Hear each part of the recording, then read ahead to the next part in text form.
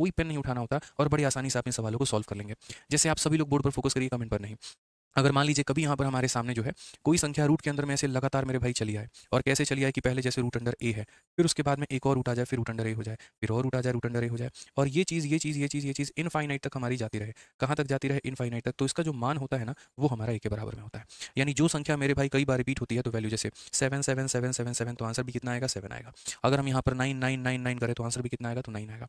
अब ऐसा होता है तो क्यों होता है? इसके पीछे भी तो कहीं ना कहीं रीज़न होगा। तो इसके पीछे का रीज़न और इसके पीछे का लॉजिक हम आपको पढ़ाते हैं। सर्च में कोई भी ऐसा सवाल नहीं होगा जिसके पीछे का हम रीज़न या लॉजिक आपको नहीं पढ़ाएंगे।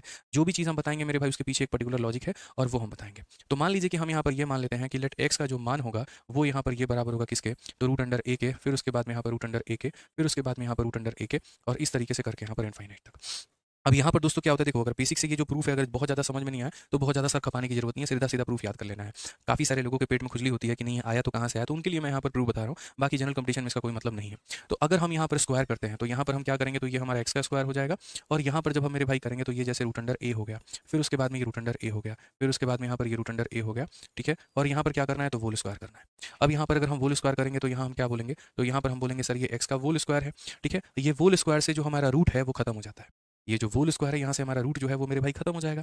याद रखना, कभी भी स्क्वायर से बाहर वाला रूट खत्म होता है। जैसे मानो अगर किसी संख्या में ऐसा है कि यहाँ पर जो है आपने 2 बार रूट लिख करके और यहाँ मान लीजिए एक्स लिखा है, जब आप स्क्वायर करते हैं तो पहले बाहर वाला खत्म होता है, फिर अगली स्क्वायर में फिर अंदर वाला खत्म होता है। ऐसे ये लॉजिक चलता है। तो अगर आप यहाँ पर जब स्क्वायर करेंगे ना, तो ये स्क्वायर से आपका बाहर वाला रूट खत्म हो जाएगा, तो यहाँ बचेगा ए, और बाकी संख्याएं मेरे भाई यहाँ पर ये एज इट इज रहने वाली है। बाकी संख्याएं क्या होंगी, तो ये एज इट इज हमारा जाकर के इनफाइनाइट तक रहेंगे। अब एक बात बताओ, पूरे समंदर से मात्र एक बूंद पानी निकाल लो, कोई कमी पड़ेगी? बताओ। पूरे आसमान में लाखों करोड़ों तारे हैं, एक तारा गिर भी जाए तो कोई फर्क पड़ेगा? नहीं पड़ेगा। उसी तरीके से मेरे भाई यहाँ पर अगर आप देखोगे तो ये जो ए है ना हमारा, ठीक है, ये ए हमारा इनफाइनाइट तक मल्टीप्लाई हुआ है, और उस पूरे इनफाइनाइट में से अगर एक ए हमारा बाहर आ जाएगा तो कोई फर्क पड़ेगा? तो बोलोगे नहीं गुरुजी कोई फर्क नहीं पड़ेगा। नहीं गुरुजी कोई फर्क नहीं पड़ेगा। तो अगर कोई फर्क नहीं पड़ेगा ना मेरे भाई, तो यहाँ पर ये सारी की सारी वैल्यू जो है मेरे भाई यहाँ पर आपने किसके बराबर मानी थी? एक्स के। तो ये सारी की सारी वैल्यू जो है वो मेरे भाई यहाँ पर एक्स के बराबर हो जाएंगे। पूरे आसमान में से एक तारा बाहर निकाल दो, उसको कोई फर्क नहीं पड़ने वाला है। तो वही बात है, ये पूरी वैल्यू आपने जिसके बराबर में मानी थी ये उसी के बराबर में हो जाएगा।